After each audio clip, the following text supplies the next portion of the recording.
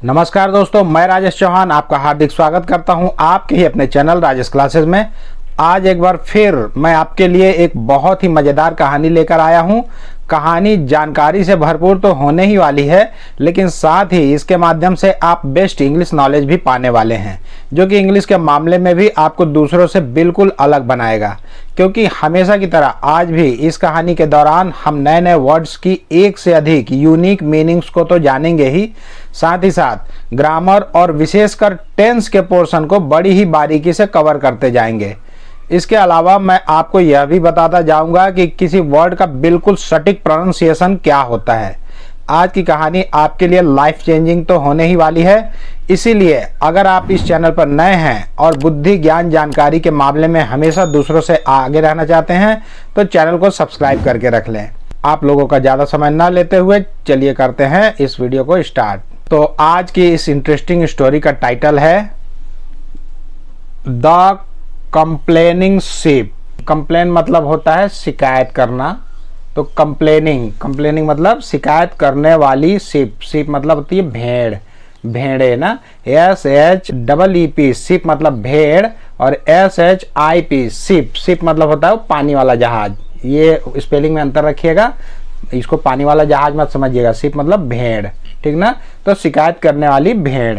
Once upon a time, एक समय की बात है। जब भी ये फ्रेज देखेंगे तो उसका हिंदी अनुवाद होगा एक समय की बात है। देयर वॉज अ फार्म, एक खेत था। फार्म मतलब होता है खेत, कृषि भूमि। यहाँ पे आर को पूरा उच्चारित नहीं कर रहे ना, कारण तो आपको पता ही है क्यों। तो यहाँ पे देयर भी हम अनुवाद नहीं कर रहे हैं इसका, क्योंकि ये इंट्रोडक्टिव वर्ड है, यानी कि एक परिचयात्मक शब्द के रूप में इस सेंटेंस में लगा हुआ है। आपको तो पता ही है कि जिस सेंटेंस में वर्ब या ऑब्जेक्ट नहीं होता है तो उस सेंटेंस को पूरा करने के लिए इंट्रोडक्टिव वर्ड देयर लगता है। इसके अलावा एक और वर्ड है इट, उसका भी उपयोग किया जाता है कई जगह पे, ठीक ना। तो एक खेत था। There were many sheep in the farm. अब ये भी इंट्रोडक्टिव वर्ड ही है, तो इसको हम उच्चारित नहीं करेंगे, अनुवाद नहीं करेंगे। तो खेत में, फार्म वही कृषि भूमि, खेत में मैनी मतलब होता है अनेक, बहुत से, तो बहुत सी भेड़ थी। The farmer had kept a strong dog to watch them.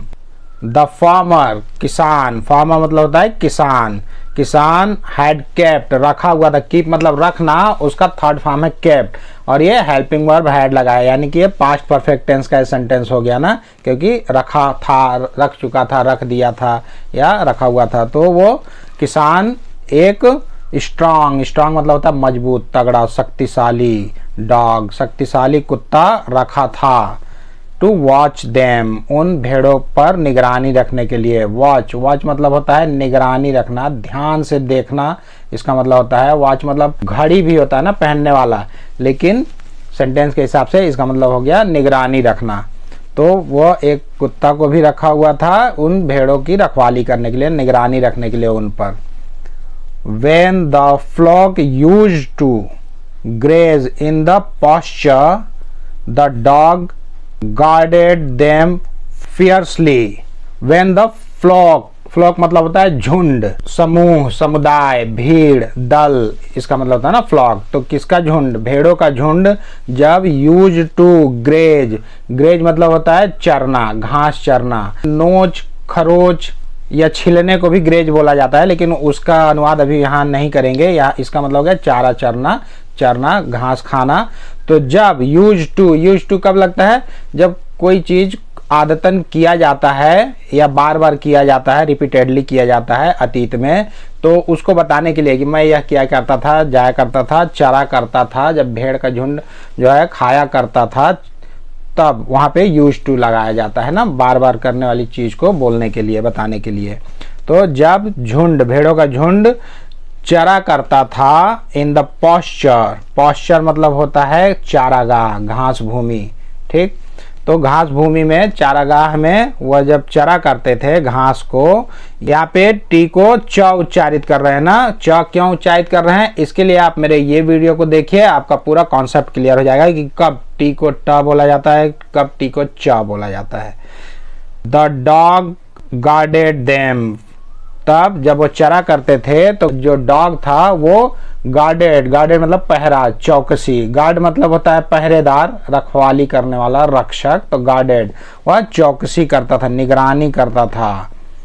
Them उनका, फियर्सली, फियर्सली मतलब होता है जमकर, भयंकर रूप से, फियर्स मतलब होता है भयंकर, उग्र, प्रचंड, प्रखर, घोर, इसका मतलब होता है फियर्स। तो फियर्सली मतलब प्रचंड रूप से, बिल्कुल जमकर, जमकर उनकी रखवाली किया करता था जब वो लोग चरते थे। तो the farmer was quite fond of the dog, तो इसीलिए वो किसान जो था वो क्वाइट, क्वाइट मतलब होता है अत्यंत, बिल्कुल, पूरी तरह से, तो अत्यंत फॉन्ड ऑफ, फॉन्ड ऑफ मतलब होता है दुलार, स्नेह करना, प्यार करना, चाहना।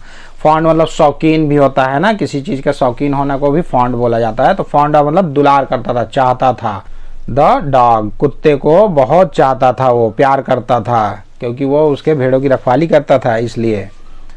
He treated him with utmost care, वह व्यवहार करता था, ट्रीट मतलब व्यवहार करना, और ट्रीट मतलब इलाज करना भी होता है, ट्रीट मतलब चखाना भी होता है, भोजन वोजन चखाने के लिए नहीं बोलता है चलो आज तुमको ट्रीट देता हूँ, मतलब तुमको खिलाता हूँ, भोजन कराता हूँ, या ट्रीटमेंट वो इलाज होता है ना, उसका भी होता है, लेकिन ट्रीट मतलब व्यवहार करना। तो वह व्यवहार करता था, मतलब ये पास्ट इंडेफिनिट टेंस का ये सेंटेंस है कि वह व्यवहार करता था हिम, उससे, उससे किससे, डॉग से, कुत्ते से, विथ अटमोस्ट केयर, अटमोस्ट मतलब होता है अत्यंत, बहुत ही ज्यादा, उसका मतलब होता है अटमोस्ट, केयर, केयर मतलब होता है देखभाल, चिंता, सावधानी, एहतियात, तो बहुत ही एहतियात के साथ, बहुत ही सावधानी पूर्वक, उसकी देखभाल के साथ ही उसके साथ व्यवहार करता था, वो बहुत ही उसका ख्याल रखता था अपने कुत्ते का। नाउ अब the sheep did not like this at all, अब जो है भेड़ जो थी वो डिड नॉट लाइक, ये पास्ट इंडेफिनिट टेंस का नेगेटिव सेंटेंस है ना, उसमें हेल्पिंग वर्ब डिड लगता है और उसका नॉट लगता है, तो वो लाइक, लाइक मतलब जैसे भी होता है, लाइक मतलब चाहना भी होता है, पसंद करना भी होता है, तो यहाँ पे लाइक मतलब चाहना, पसंद करना, तो जो भेड़ें थी वो ये बिल्कुल पसंद नहीं, एट ऑल, एट ऑल मतलब होता है बिल्कुल भी, पूर्णतः, बिल्कुल भी नहीं, तो वह बिल्कुल भी पसंद नहीं करते थे इस चीज को कि हमको वो इतना प्यार दुलार नहीं करता है, जबकि कुत्ता कुछ नहीं करता है, उसके बाद भी उसको इतना दुलार से रखता है, उसका इतना केयर करता है, तो उनको पसंद नहीं आया भेड़ लोग को। वन डे, एक दिन, they went to the farmer, वे गए फार्मर के पास, किसान के पास, एक दिन वे किसान के पास गए, गो का ये सेकेंड रूप है वेंट, ये पास्ट इंडेफिनिट टेंस के पॉजिटिव सेंटेंस में वर्ब का सेकंड फॉर्म लगता है और कहीं नहीं लगता है, इस चीज को ध्यान दीजिएगा ना। तो वे एक दिन किसान के पास गए और, एंड मतलब और, कंप्लेंड, और उनकी शिकायत किया, और अपनी शिकायत उन पे दर्ज कराई कि मास्टर, मालिक, मास्टर मतलब मालिक, स्वामी, गुरु जी को भी मास्टर बोलते हैं जो अध्यापक होते हैं, यहाँ पे मालिक, you are not fair to us, आप हमारे साथ फेयर नहीं हैं, अस, अस मतलब हमें या हमारे, तो आप हमारे साथ फेयर, फेयर मतलब होता है निष्पक्ष, न्याय संगत, फेयर मतलब गोरा भी होता है और फेयर मतलब मेला भी होता है ना, तो बहुत सारे इसके अलग अलग मीनिंग निकल के आते हैं, लेकिन यहाँ पे ना गोरा पढ़ेंगे ना मेला पढ़ेंगे कि आप हमारे साथ मेला नहीं है, आप हमारे साथ गोरा नहीं है, यहाँ पे क्या बोलेंगे, आप हमारे साथ निष्पक्ष नहीं है, न्याय संगत नहीं है। वह बोले you do not treat us all equally, आप नहीं करते हैं, डू नॉट लगा है ना, ये डू जो है प्रेजेंट इंडेफिनिट टेंस में लगता है ना, हेल्पिंग वर्ब, कि आप हमारे साथ व्यवहार नहीं करते हैं ऑल इक्वली, हम सबके साथ समानता के रूप में, इक्वली, इक्वली मतलब होता है समान रूप से, एक समान रूप से, इक्वल मतलब बराबर, इक्वली मतलब एक समान रूप से, बराबर रूप से हमारे साथ व्यवहार नहीं करते हैं हम सबके साथ, वह बोल रहा है। द फार्मर वॉज पजल्ड, अब किसान पजल्ड था, पजल मतलब क्या होता है, पहेली, उलझन, हैरान होना, मतलब उलझ जाना, दुविधा में पड़ जाना, तो जो किसान है उनकी बातों को, शिकायत को सुनकर वो बिल्कुल उलझन में हो गया, हैरान हो गया, वो हैरान था कि ये क्या बोल रही है। द शिप कंटिन्यूड, भेड़ आगे बोलती रही, कंटिन्यूड मतलब जारी रही, आगे बोलती रही, वो आगे और बोली, वी गिव यू मिल्क, हम आपको दूध देते हैं। ये भी प्रेजेंट इंडेफिनिट टेंस का सेंटेंस है, क्योंकि यहाँ पे helping verb do does positive sentence में नहीं लगा है, वो सीधे सीधे वर्ब लग गया ना, वर्ब का फर्स्ट फॉर्म, क्योंकि आई वी यू दे के साथ वर्ब का फर्स्ट फॉर्म लगता है, मेन फॉर्म लगता है। तो हम समझ गए कि ये प्रेजेंट इंडेफिनिट टेंस का सेंटेंस है। हम आपको दूध देते हैं और ऊल, और ऊन भी देते हैं। ऊल मतलब ऊन होता है ना, भेड़ के बाल से ऊन निकलता है, तो और हम आपको ऊन भी देते हैं, लेकिन गेट नथिंग इन रिटर्न, लेकिन रिटर्न में बदले में, रिटर्न मतलब होता है के बदले में, वापसी में, प्रतिफल में, हम जो किए रहते हैं उसके बदले में हमें कुछ नहीं प्राप्त होता। गेट मतलब पाना, प्राप्त करना, नथिंग मतलब कुछ भी नहीं, कुछ भी नहीं पाते हैं बदले में। हम आपको दूध ऊन देते हैं लेकिन उसके बदले में कुछ भी नहीं पाते हैं। We feed on grass, feed मतलब खाना, तो हम घास खाते, ग्रास मतलब घास। That we have to find our self, जो कि हमें हैव टू एक साथ लगेगा ना, हैव टू मतलब करना पड़ता है। जब मजबूरी में कोई चीज बोलना पड़ता है ना कि ये हमको करना पड़ता है, तो वहां पे हैव टू लगता है ना, कि हमें खुद से ही, आवर सेल्फ, हम सबको खुद से ही फाइंड, इसको पाना पड़ता है, खोजना पड़ता है। जो हम घास खाते हैं, हम तो घास खाते ही हैं, लेकिन उसको हमको खुद ही ढूंढना पड़ता है, आप नहीं ढूंढ के देते हैं, वो बोल रहा है। But this dog gives you nothing, लेकिन यह कुत्ता आपको कुछ नहीं देता है। यहाँ पे गिव्स लगा ना, यस जुड़ गया, क्योंकि यहाँ पे एक वचन करता है ना, तो एक वचन करता के साथ वर्ब में यस या यस जुड़ता है, और बहुवचन के साथ आई वी यू दे, और बहुवचन के साथ वर्ब का फर्स्ट फॉर्म ही लगता है, यहाँ पे जैसे हुआ ना। वी गिव यहाँ लिखा है, लेकिन यहाँ पे दिस डॉग गिव्स यहाँ पे लगा है, तो इस चीज को समझिएगा ना कि आई वी यू दे के साथ वर्ब का फर्स्ट फॉर्म लगता है प्रेजेंट इंडेफिनिट टेंस में, और ही सी इट और नेम और एक वचन करता है साथ सिंगुलर नंबर सब्जेक्ट के साथ वर्ब में यस या ईएस जुड़ जाता है, यही फर्क होता है। डू डज नहीं लगता है ना हेल्पिंग वर्ब, ठीक। तो कुत्ता आपको कुछ भी नहीं देता है। एट मतलब होता है फिर भी, तो भी। You feed him so affectionately, आप इतने अफेक्शनेटली मतलब होता है प्यार से, स्नेह से, उसके बाद भी आप उसको बहुत ही स्नेह से, प्यार से खिलाते हैं। हम तो अपने से खोज कर खाते हैं, हम आपको दूध देते हैं, ऊन देते हैं, फिर भी हम बदले में कुछ नहीं पाते हैं, और कुत्ता कुछ भी नहीं देता है, फिर भी आप उसको बहुत ही प्यार से खिलाते हैं। द डॉग रिटॉर्टेड मतलब होता है करारा जवाब देना, प्रत्युत्तर देना, मुंह तोड़ जवाब देना। तो कुत्ते ने करारा जवाब दिया।